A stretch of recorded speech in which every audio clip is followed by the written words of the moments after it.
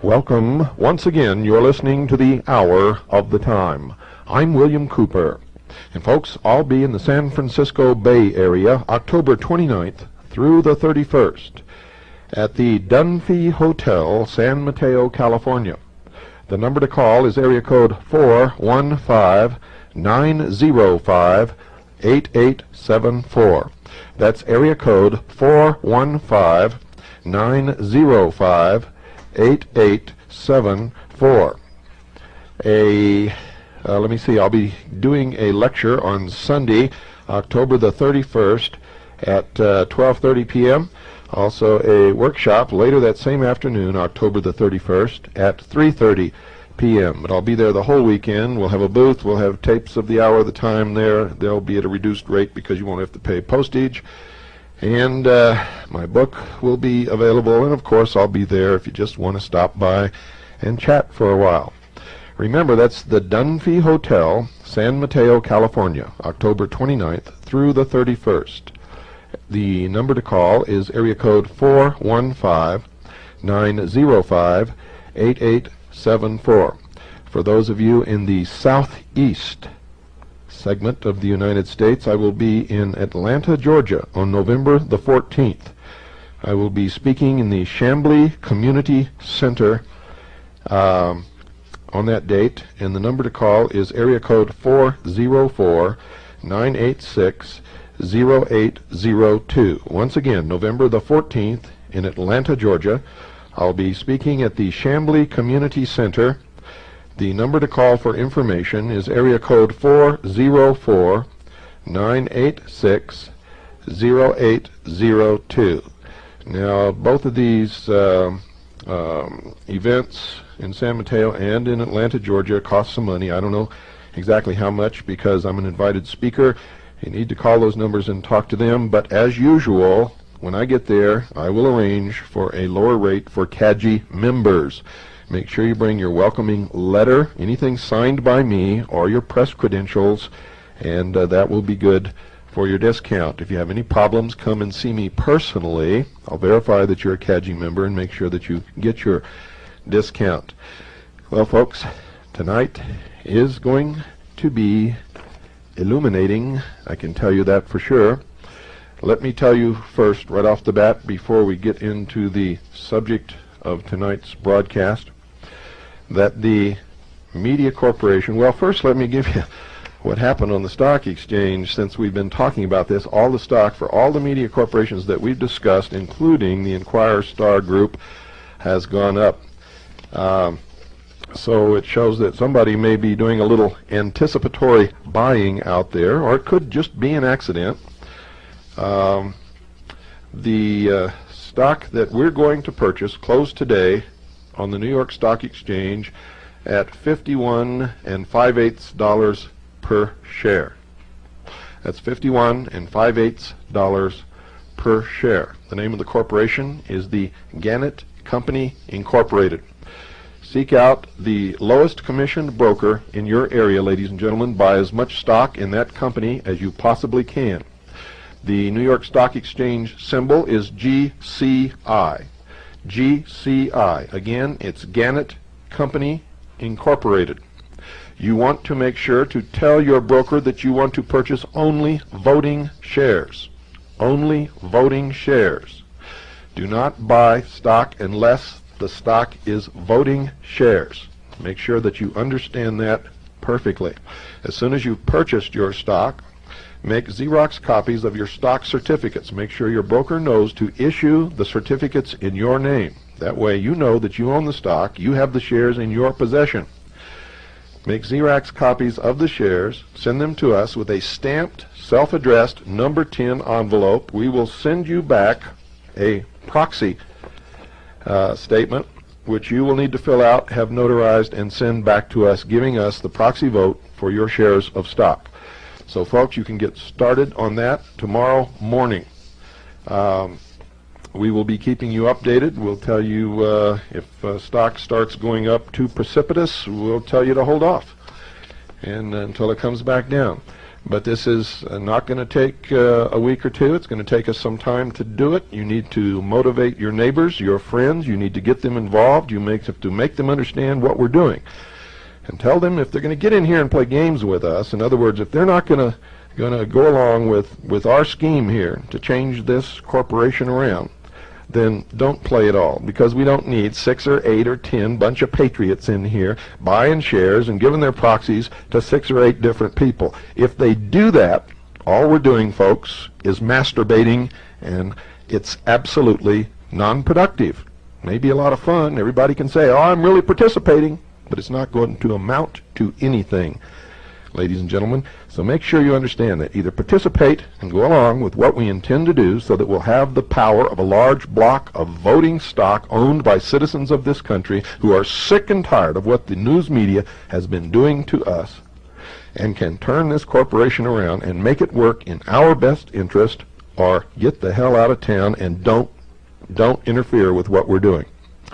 Please. Okay, folks, make sure that you're in a chair, you're comfortable, you got your mind open, you got a pad of paper and a pencil by your side, because we're going to spread some light in some dark corners. Visitors to New York City who venture in to the large building known as the United Nations are amazed to find that there is a meditation room. The meditation room, ladies and gentlemen, is 30 feet long, 18 feet wide at the entrance, which faces north-northeast, and 9 feet wide at the other end. It is, therefore, wedge-shaped.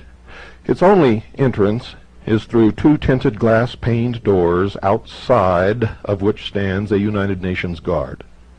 Inside the room is another guard. Once through the doors, the visitor finds himself in a darkened corridor which leads to the left. The sharp transition from a world of light to one of extreme darkness forces a feeling of abrupt withdrawal from the outside world upon the senses of the visitor, who walks along the corridor, reaches the inner arched entrance, turns right, and then looks into the room. The room is very dimly lit. The only source of light at first glance is that which is reflected squarely from the gleaming upper surface of the brooding, somber altar in the center of the room. A special lens recessed in the ceiling focuses a beam of light on the altar from a point above and just beyond its far edge. Thin lines of bluish light lap the edges of the shadow cast by the altar. The acoustical properties of the room are unique. The edges of padding material behind the paneling on the walls can be detected at the ceiling level. This absorbs sound, as does the Swedish woven blue rug which covers the floor of the corridor and the back of the room. The room is as quiet as an underground tomb. Its floor is paved with blue-gray slate slabs laid in a haphazard pattern. At the edge of the rug are 2 very low railings extending out from the east and west walls of the room. The center space between the railings is some 6 feet in width. To the right of the inner entrance are 10 low wicker benches arranged in 2 rows of 3 and 1 back row of 4 against the corridor wall. Attempts by visitors to pass the railings are discouraged by the guard. The mural is a fresco which was painted originally on wet plaster, 1 section at a time, by the artist with the aid of an expert in this work brought from Europe. It is set into a steel-framed narrow panel projected from the wall, behind which is an enclosed area some 6 inches deep which has its own light source. A small square projector set close against the front base of the altar throws a diffused beam of light from a recessed aperture upon the surface of the mural. There are also 10 hidden lights, 5 on each side of the room, behind the upper edges of a thin suspended ceiling which extends out over the room from the top of the mural. The 18-inch space between the 2 ceilings contains the light control apparatuses. The lower ceiling is wedge-shaped and separated from 3 walls of the inner room by a foot-wide space.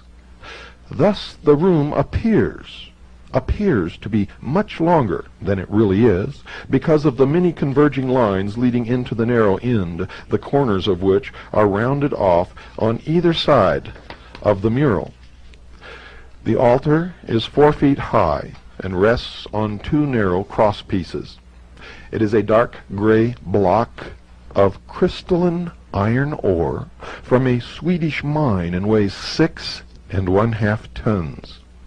The Swedish government presented this block of ore, the largest of its kind ever mined, to the United Nations in early 1957. The chunk rests on a concrete pillar that goes straight down to bedrock. The area and passageway beneath the room are closed to the public. The chunk of ore has been described as a lodestone or magnetite, which is strongly magnetic and which possesses polarity. In northern Sweden are what may be the largest magnetite deposits in the world, believed to have been formed by segregation in the magma. Magma is the term for molten material held in solution under the pressure of the Earth's crust. The fresco mural was described in the United Nations Review of January 1958 as having been designed, quote, to conform with the purity of line and color sought for what Secretary General Dag Hammarskjöld has called a room of stillness, unquote. It was painted predominantly in shades of grays and blues, but includes yellow and white patterns and a black half sphere. Light, pure colors intersect to form deeper shades. The New York Times described the fresco as being 8 feet 8 inches in height and 6 feet 8 inches in width, more brightly illuminated at the top than at the bottom. Bo Beskow, an old friend of Dag Hammarskjöld, painted the mural. Quote, Dag had me start sketches on this last summer, unquote, he said. Quote, he wanted me to do the actual work right here in the room, so I have been here since October 6th, 1957, unquote. The mural was seen for the first time, ladies and gentlemen, on November the 11th, 1957. During the period of the remodeling, the guards were on hand during the day to keep out the curious, and at night the room was locked up with a chain and padlock. The artist said of his work, quote, it has no title, and you can make what you wish of it, unquote. He explained that the geometric patterns in the mural repeated the proportions of the room, and those of the focal point of the room, the piece of iron ore. He also said that he intended to give a feeling of space with the picture. The United Nations Review story stated that, quote, he sought to open up the room so that the eye can travel in the distance when it strikes the wall. To give a slight upward movement, he said he designed winding circles in a spiraling diagonal line which might be compared to a vibrating musical chord. As a resting spot for the viewer's eyes, he provided one spot of black amid the light colors, a half circle at which all lines of the fresco and the room converge.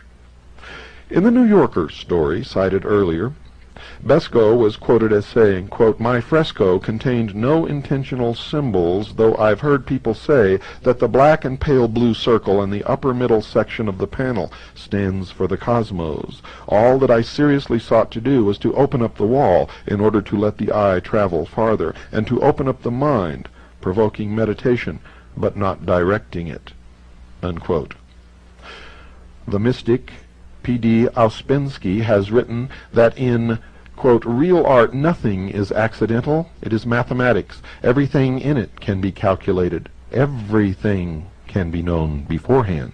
The artist knows and understands what he wants to convey, and his work cannot produce one impression on one man and another impression on another, presuming, of course, they are people on one level. At the same time, the same work of art will produce different impressions on people of different levels, and people from lower levels will never receive from it what people of higher levels receive. This is real objective art. An objective work of art affects the emotional, and not only the intellectual side of man, unquote. Mr. Beskow's picture is described as non-objective, yet its composition admittedly reflects the dimensions of the room and the chunk of iron ore. This, ladies and gentlemen, involves mathematics. He said of his mural, quote, "You can make what you wish of it," unquote, yet he admittedly sought to create a specific subjective effect in the mind of the spectator. Consequently, Mr. Besco's remarks create confusion rather than understanding. The leaflet made available to those who visit the meditation room was written under the direction of Dag Hammarskjöld himself.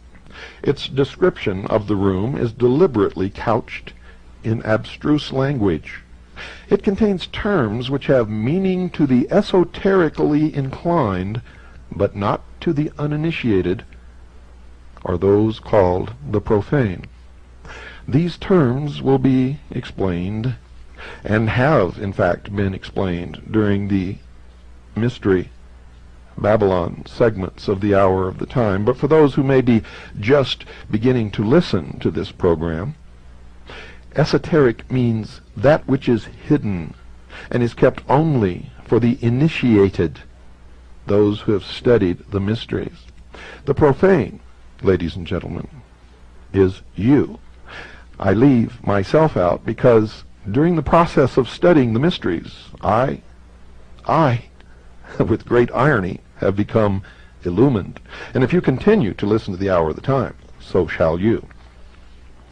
The leaflet reads, quote, "We all have within us a center of stillness surrounded by silence. People of many faiths will meet here, and for that reason none of the symbols to which we are accustomed in our meditation could be used. However, there are simple things which speak to us all with the same language. We have sought for such things, and we believe that we have found them in the shaft of light striking the shimmering surface of solid rock. So in the middle of the room we see a symbol of how daily the light of the skies gives life to the earth on which we stand, a symbol to many of us of how the light of the Spirit gives life to matter. But the stone in the middle of the room has more to tell us. We may see it as an altar, empty, not because there is no God, not because it is an altar to an unknown God, but because it is dedicated to the God whom man worships under many names and in many forms. The stone in the middle of the room reminds us also of the firm and permanent in a world of movement and change. The block of iron ore has the weight and solidity of the everlasting. It is a reminder of that cornerstone of endurance and faith on which all human endeavor must be based. The material of the stone leads our thoughts to the necessity for choice between destruction and peace. Of iron man has forged his swords, of iron he has also made his plowshares. The shaft of light strikes the stone in a room of utter simplicity. When our eyes travel from these symbols to the front wall, they meet a simple pattern, opening up the room to the harmony, freedom, and balance of space. There is an ancient Chinese saying that the sense of a vessel is not in its shell, but in the void. So it is with this room. It is for those who come here to fill the void with what they find in their center of stillness, unquote. The World Goodwill Bulletin is published by Lucis Press Limited, owned by Lucis Trust, at 88 Edgware Road, Marble Arch, London, W2, England. The New York branch, the Lucis Publishing Company, 11 West 42nd Street, 32nd floor, issues materials on its Arcane School, 3-member triangles, and World Service Fund, and publishes the Beacon magazine. This company, ladies and gentlemen, was originally established as the Lucifer Publishing Company, but changed its name on November the 11th, 1924, to the less startling one it bears today. A third branch of the Lucis Trust is located at 1 Rue de Verembe 3E, Geneva, Switzerland. Alice A. Bailey, the now deceased High Priestess of the Occult Arcane School, established and headed the trust and its self-identified Society of Illumined Minds. This powerful group has intimate connections with the United Nations. The World Goodwill Bulletin issued a special edition on the United Nations in July 1957, which contained an article entitled, quote, "Lodestone," unquote. We quote from its description of the meditation room. Quote, "The visitor will be totally unprepared for what he will see as he steps in the door for a moment of quiet. Because of the converging walls and the dim light, he will experience a peculiar spatial disorientation, and dimension and perspective will seem difficult to establish. In the center of the room, he will see illuminated by a single point of light from the ceiling, a rectangular mass. The ore piece is many millions of years old. One feels as though one is in a repository for some natural talisman of significant and noble importance, rather than in a chapel in the ordinary sense. Those who are wedded to seeking communion in traditional settings may be somewhat ill at ease here. This is a sudden break with prior experience. One is thrown violently upon his own resources. The room and the concept do not seem indicative of the supplications or the dualistic concept of the mystic in which illumination is sought as a boon granted by deity. Rather, seemingly inherent in the decoration of the room, in the pinpoint of light playing on the ore, is the concept of a personal concentration of forces, creating a focus that illumines the field of attention. The pinpoint of light, the void of space, the illuminated crystalline ore, one feels projected into a setting of cosmological symbolism rather than one of planetary or even solar intent.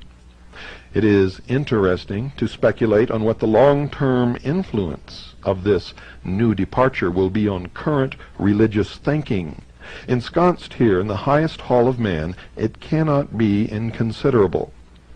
Whatever interpretations one may attribute to the United Nations Meditation Room, it can be said with certainty that the words and the repercussions have only just begun, unquote. Folks, the new departure in religion referred to did not occur by chance. Tremendous pressure was brought to bear on Trygve Lie and Dag Hammarskjöld to install such a room at the United Nations by such organizations as the World Council of Churches. Trygve Lie announced on April 18, 1949, that such a room would be established. The Fifth General Assembly opened with 1 minute of silence as a religious observance. Shortly thereafter, a temporary meditation room was provided at Lake Success, New York. On February 9, 1951, a meditation room was opened for 1 day at the United Nations Secretariat building. Then on October 14, 1952, the opening day of the Seventh General Assembly, a permanent meditation room was made available to the public. Since then, each assembly has opened with 1 minute of silence. In 1955, the meditation room contained a 300-year-old, 800-pound, 37-inch wide upright section of an agba, or mahogany tree, from French Equatorial Africa. It was the idea of Wallace Harrison, director of the International Board of Architects, which planned the United Nations, co-architect and director of Rockefeller Center, and member of the board of directors of the Socialist New School of Social Research in New York City. See Who's Who in America for 1959 for reference. The room contained a philodendron plant on the altar to symbolize some unknown person killed in a war, an olive green rug, 25 russet-colored chairs, and a blue and white United Nations banner set in front of a ceiling-to-floor white drape. On February 16, 1953, a group known as the Friends of the Meditation Room, numbering 1,500 members, presented through its officers a set of guest books to the United Nations, wherein visitors to the room could inscribe their names, addresses, and religious affiliations. Since then, many, many millions have been estimated by the United Nations to have entered the room. Of these visitors, millions have signed these books, each containing 7,000 names. What purpose, ladies and gentlemen, is served by the accumulation of these thousands of names of individuals with their religious affiliations who visit the room and who by the act of signing their names indicate that they do not object to the existence of this pagan temple? The Friends are a product of the non-sectarian layman's movement for a Christian world, Incorporated, the international headquarters of which is located at Wainwright House, Milton Point, Rye, New York. Warren R. Austin, a past permanent United States delegate to the United Nations, headed a Friends committee which presented $12,600 to Dag Hammarskjöld on April 24, 1957, as first payment on $25,000 needed to remodel and enlarge the room. The movement has issued United Nations meditation room identification cards to 300 men and women who go periodically to this room for prayer. It once issued prayer cards to visitors containing prayers from the, quote, world's great living religions, unquote, namely Hinduism, Buddhism, Judaism, Islamism, Sikhism, Christianity, and St. Francis of Assisi. I was not aware that St. Francis of Assisi was one of the world's great religions. Were you? The Friends held vigils of prayer in the room in 1953 and 1954. Back in 1946, the movement had sent Dr. Frank Laubach, Union Theological Seminary graduate and author of, quote, Letters of a Modern Mystic, unquote, to the Paris Peace Conference to lobby for the establishment of the meditation room. Speakers for the movement's meetings have included Norman Cousins, Ralph Bunche, and Frank P. Graham of the United Nations, and William Ernest Hocking and Curtly F. Mather of Harvard, all of whom have Communist Front records. See the May, June, and July-August 1959 and July-August 1962 issues of the Layman's Movement Review. The movement has included among its members Dwight David Eisenhower. The most important friend of the movement from its inception, however, has been John D. Rockefeller, Jr., a Methodist missionary, Wayman C. Huckabee, secured and received grants from John D. Rockefeller, Jr.'s Davison Fund and from his New York City Riverside Church funds for 5 consecutive years, 1937 through 1941, for a health center in Hiroshima, Japan. Huckabee then became the secretary of the movement in New York in 1941 and secured 2 grants a year for the organization from the Davison Fund until it was liquidated. It is not coincidence, ladies and gentlemen, that the funds John D. Rockefeller Jr.'s Davidson Fund and from his New York City Riverside Church funds for the years 1937 to 1941 were for the health center in Hiroshima, Japan, a city which we ultimately dropped an atomic weapon. Rockefeller, ladies and gentlemen, continued his yearly grants without fail from his own personal funds. During the 22 years Huckabee remained with the movement, $1 million was raised for its work. When the movement first sought to secure Wainwright House for its headquarters in 1951, John D. Rockefeller Jr. gave $5,000 of the $25,000 needed. Since 1951, 10,000 individuals have signed the guest book of Wainwright House. 5,000 have attended its public meetings. Its members have been addressed by the President of the National Council of Churches. Its conference rooms have been used by the Episcopal, Presbyterian, Methodist, Baptist, Congregationalist, and Quaker churches. When the Friends of the Meditation Room agreed to raise $15,000 to pay for the redecoration of the room, John D. Rockefeller, Jr. gave $5,000 of the amount sought. Dag Hammarskjöld personally raised another $10,000 from the Marshall Field family for the cost of the fresco in the room. The United Steelworkers, AFL-CIO, gave $500. The movement was formed, ladies and gentlemen, in 1940. The man who started it was Dr. Arthur Compton, the scientist who first brought the identified communist and accused agent espionage Professor J. Robert Oppenheimer into the Atomic Energy Project in 1942. Wainwright House has its own meditation room on its second floor. The room contains the Agba wood altar first used in the UN meditation room, and the cherry wood chairs and drapes from that room presented to the Friends by the United Nations in 1957. The house also contains a large library centered around the Thomas Sugrue Memorial Library, a $1,600 collection of books on religion and occultism, where one may read up on spiritualism, Zen, Taoism, yoga, Judaism, etc. Every book in the library has a bookplate therein designed by the artist Fritz Eichenberg. His bookplate depicts the ancient cross in the shape of a T surrounded by a serpent symbolizing wisdom and healing and forming the letter S. The T and S, Thomas Sugrue's initials, are crowned by the lotus, Vedantic representation of all being. In the background lies the city of Jerusalem, over which shine two stars, the star of the east of Christianity and six-pointed star of Judaism. A flame spreads an arc of light above, proclaiming the continuity of life and the immortality of the soul. M. Oldfield Howey tells us in The Encircled Serpent that in the symbolism of Egypt the serpent is constantly represented as surmounting a cross. The brazen serpent was a palladium or talisman in the form of a serpent coiled around the mystic Tau or T.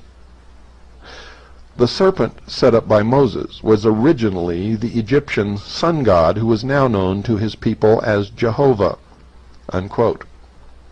Joseph von Hammer, in the History of the Assassins, explains the Tau as the figure of the phallus. Quote, "Among the Egyptians, the lotus was the symbol of Osiris and Isis. It was esteemed a sacred ornament by the priests. The six-pointed star is the great oriental talisman known as the Seal of Solomon." Its meaning, ladies and gentlemen, and the identity of Osiris and Isis has already been explained in past episodes of the Hour of the Time. It will also be explained on a later edition of the Hour of the Time when we discuss the Great Seal of the United States of America. The arc of light on the bookplate is the Ein Sof from the Kabbalistic writings, or mystical theosophy, which teach that it created the world by virtue of 10 emanations from the Infinite One. The emanations, or Sephiroth, are arranged into a form called the Tree of Life, which in turn is vertically composed of 3 pillars. C.W. King, in his Gnostics, states that the 2 outer pillars figure largely amongst all the secret societies of modern times. And naturally so, for these Illuminati have borrowed without understanding it the phraseology of the Kabbalists. Dag Hammarskjöld calls the altar a reminder of that, quote, "cornerstone on which all human endeavor must be based," unquote. The meditation room faces north-northeast. To enter the room, one must proceed from darkness to light. From darkness to light. With these facts in mind, note the Kabbalistic symbolism of the following description of the cornerstone by an authority.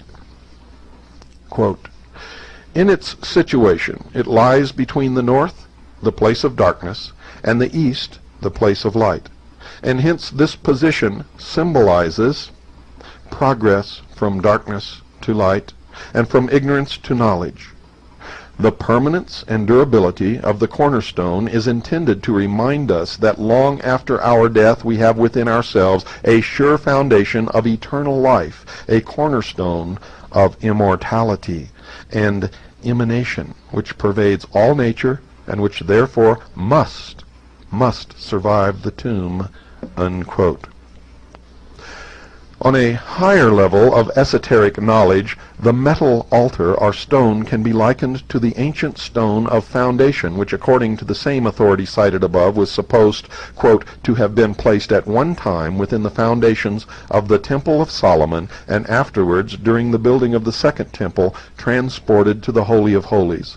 It was in the form of a perfect cube, or as the Freemasons call it, ashlar, and had inscribed upon its upper face within a delta or triangle the sacred tetragrammaton, or ineffable name of God. In a scurrilous book of the Middle Ages, The Life of Jesus, there was another account of the stone. Quote, "At that time there was in the temple the ineffable name of God inscribed upon the stone of foundation," unquote. This scandalous book proceeded to state that our Savior, quote, "cunningly obtained a knowledge of the tetragrammaton from the stone of foundation, and by its mystical influence was enabled to perform his miracles." There was a very general prevalence among the earliest nations of antiquity of the worship of stones as the representative of deity, and in England the Queen sits upon a throne under which is a stone. This happens in almost every ancient temple, and in every ancient temple there was a legend of a sacred or mystical stone. The mystical stone there has received the name of the, quote, "stone of foundation," unquote. And the scribes who had come down from Jerusalem said, quote, "He has Beelzebub, and by the prince of devils he casts out devils," unquote. Alfred Edward Waite, in his study of the Zohar, the Kabbalistic textbook of the 14th century, entitled "The Secret Doctrine of Israel," wrote on page 62 of a, quote, "mysterious stone called Shathia," unquote, which was cast by Jehovah into the abyss, so to form the basis of the world and give birth thereto. One might say otherwise, that it was like a cubical stone or altar, for its extremity was concealed in the depth, while its surface or summit rose above the chaos. It was the central point in the immensity of the world, the cornerstone, the tried stone, the sure foundation, but also that stone which the builders rejected, unquote. And where have we heard that before? Well, folks, nowhere else but in the teachings of Freemasonry. But what really, in the Christian meaning, is the cornerstone? Isaiah said, quote, "Therefore thus saith the Lord God, Behold, I will lay a stone in the foundations of Sion, a tried stone, a cornerstone, a precious stone, founded in the foundation. He that believeth, let him not hasten," unquote. The cornerstone is Jesus Christ, quote, "the stone which the builders rejected," unquote. One need go no further than the inner entrance of the meditation room to see concrete evidence of the godlessness of the United Nations. That word sticks in my throat, godlessness. The stone, the metal altar, in its stark setting in that room, is in itself a symbol of idolatry. Quote, "Stone worship was perhaps the earliest form of fetishism." Eusebius cites Porphyry as saying that the ancients represented the deity by a black stone, because his nature is obscure and inscrutable. The reader here will be reminded of the black stone, Hajar el-Aswad, placed in the southwest corner of the Kaaba at Mecca, which is worshipped by the ancient Arabians. The Druids, it is well known, had no other images of their gods but cubical, or sometimes columnar stones. To use the language of Dudley, the pillar, or stone, was adapted as a symbol of strength and firmness, a symbol also of the divine power, and by a ready inference a symbol or idol of the deity himself. The god Hermes, or Mercury, was represented without hands or feet, being a cubical stone, because the cubical figure betokened his solidity and stability, unquote. Hammarskjöld, in the speech quoted earlier, said, quote, "In this case, we wanted this massive altar to give the impression of something more than temporary. We had another idea. We thought we could bless by our thoughts the very material out of which arms are made." The description of the altar as a natural talisman by the World Goodwill Group also is significant. Talisman is a term which means a stone or other object engraven with figures or characters to which is attributed the occult powers of the planetary influences and celestial configurations under which it was made. Altars among the ancients were generally made of turf or stone, usually in a cubical form. Altars were erected long before temples. The shaft of light upon the altar in the meditation room casts a shadow to the north.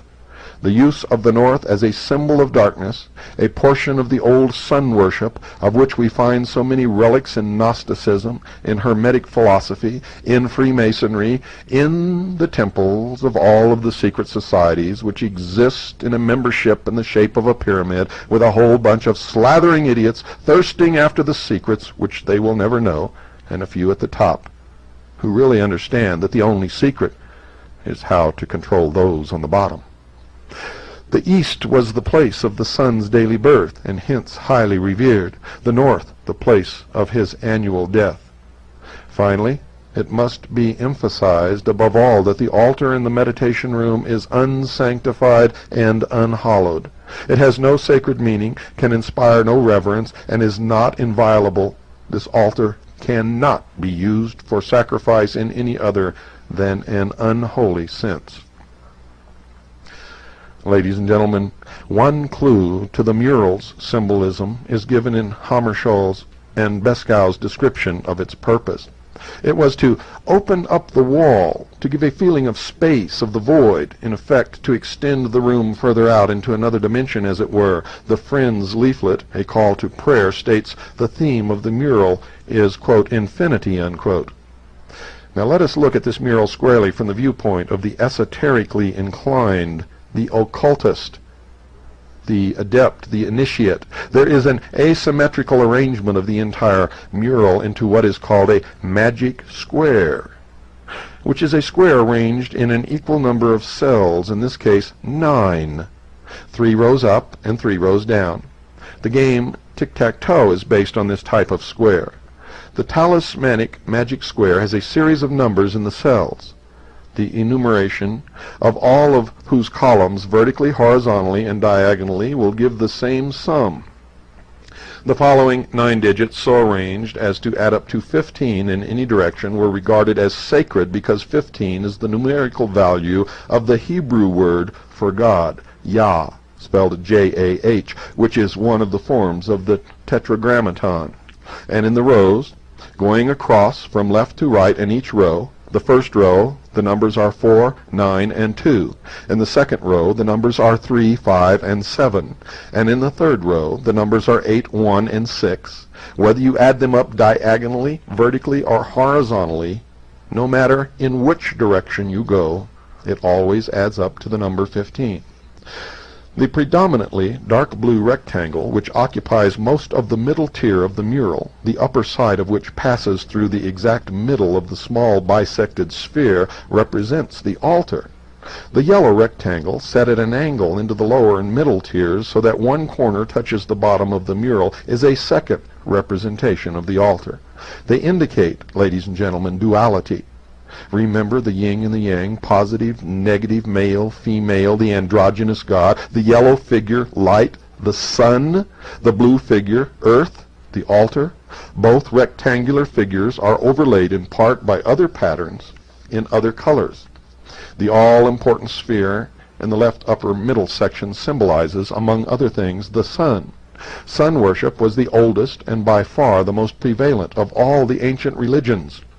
The sphere is bisected and quartered, the phenomena of nature that made the deepest religious impression on archaic man were the outstretched heavens above him and the outspread earth beneath, both of which he naturally divided into 4 quarters. This fourfold heaven and earth he signified by a circle, or a square divided crossways. The circle, ladies and gentlemen, is met with in every form of sorcery. The circle in quadrants is called the magic circle. The objects in the meditation room are intended to be evocative in the religious sense. Of what? Well, the mural and altar are admittedly symbols. By symbolism, the simplest, the commonest objects are transformed or idealized and acquire a new, and so to say, an illimitable value. An expert on these subjects has written, quote, "Under occult dominion art, music and politics all tend to the same end, confusion, a calculated and inducted confusion. Chaos, for minds that are confused will obey and bow to the hidden masters, and out of chaos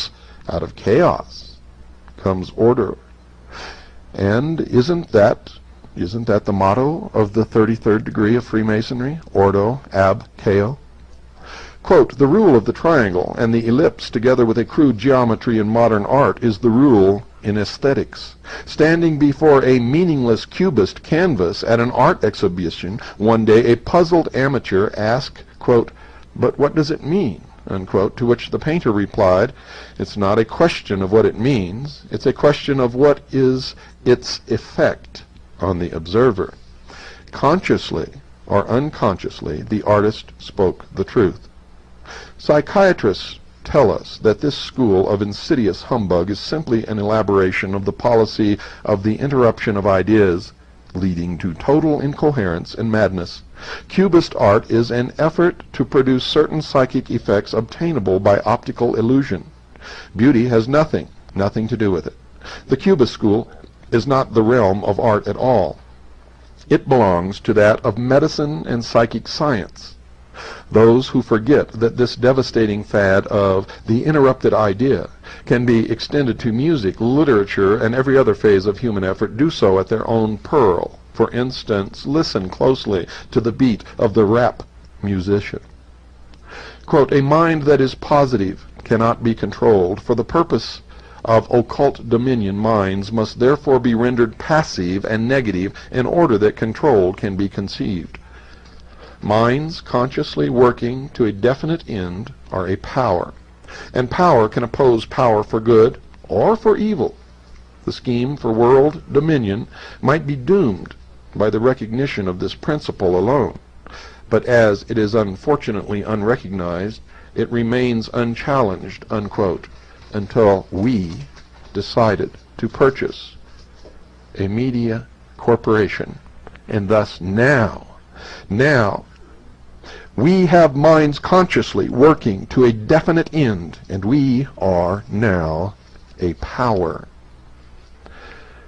a very great power. A striking feature of the mural is the white half crescent in its upper right quadrant. The inner curve of the crescent closest to the bisected black, pale blue, and yellow sphere is equidistant at all points from the exact center of the bisected figure. Therefore, ladies and gentlemen, if the curve of the crescent is continued full circle, the figure which results is a hidden point within a circle, the symbol which was adopted by the astronomers as their sign of the sun, and of course you know that the crescent is the sign of the moon, Isis and Osiris. In the ancient mysteries, the point in the circle denoted the principle of fecundity and has been carried down through the ages as a sign of various secret societies, including the Illuminati of Adam Weishaupt in 1776, and you will find the dot in a circle in the temples of Freemasonry. It is the symbol of the phallus. We always come back to the generative force. The female principle is also emphasized in the crescent moon, or lunette figure of Isis. There are 72 geometrical figures and shadings in the mural. The 2 crescent shapes and the 4 long triangles, white, yellow, blue, and black, which are located in the 2 upper tiers of the mural, are each counted as one figure. The number 72 denoted from the earliest days the divine name of 72 words. 72 words. This number is derived from a permutation of the values assigned to the 4 letters of the Tetragrammaton, or JHVH, Jehovah, the ineffable, unpronounceable name of God. This name, in its multitude of forms, can be used to work miracles or magic, so say the Kabbalists. It was derived from Exodus, chapter 14, verses 19, 20, and 21, which each consist of 72 letters. Now, if these 3 verses be written at length, one above another, the first from right to left, the second from left to right, and the third from right to left, or as the Greeks would say, boustrophedon, they will give 72 columns of 3 letters each. Then each column will be a word of 3 letters, And as there are 72 columns, there will be 72 words of 3 letters, each of which will be the 72 names of the deity alluded to in the text. And these are called the Shem Ham Pharesh. 72 is also the number of the quinaries, or sets of 5 degrees in the 360 degrees of the zodiac. The number of triangles in the mural are difficult to count. There are 22 isosceles, equilateral, scalene, right-angled triangles. There are also 22 numbered letters in the ancient Hebrew alphabet with values of 1 to 400. The triangle is an ancient emblem of the deity. It is also a sign of the female element. However, if the apex of the triangle is pointed down, it becomes the male element. Thus, inverted, it may also represent Lucifer, particularly if it is black in color. The sphere figure, or the spiral figure, intertwined with the mural-length diagonal line, symbolizes the caducus of Hermes, or Mercury, which mythologically is represented as 2 serpents twined around the winged wand of Mercury. 9 arcs are formed by the intersections of the spiral line with the diagonal. The 9th Hebrew letter, Teth, with the value of 9, has the signification of serpent. The number of the beast of Revelation is 666, which Kabbalistically is 9, the number of generation. The twin serpents of the caducus are negative and positive, representing polarity, and twine around the spinal column. They are the kundalini, or sex force. In the encircled serpent, the chapter on the caducus contains references on page 72 to the ancient use of the symbol without wings as seen in the mural. The caducus is also the symbol of peace, the propaganda term associated with the United Nations. The serpents are male and female, the sun god and the moon god, and are symbols of generation, or the phallus. Buddha was symbolized by the serpent, and in mythology is identical with Mercury. The center sphere and the outer circles around it form the all-seeing eye. This bisected sphere overlays an isosceles triangle bounded on one side by the diagonal line. According to Manly Palmer Hall in his occult treatise on the secret destiny of America, the all-seeing eye is that of the great architect of the universe, whenever it appears as a symbol of God. His explanation is that which is generally accepted. It is, however, erroneous. A full commentary on the meaning of this all-important symbol has already been dealt with in previous episodes of the Hour of the Time. The mural, if viewed from the top or the roof overhead of the meditation room, is the truncated top of a pyramid.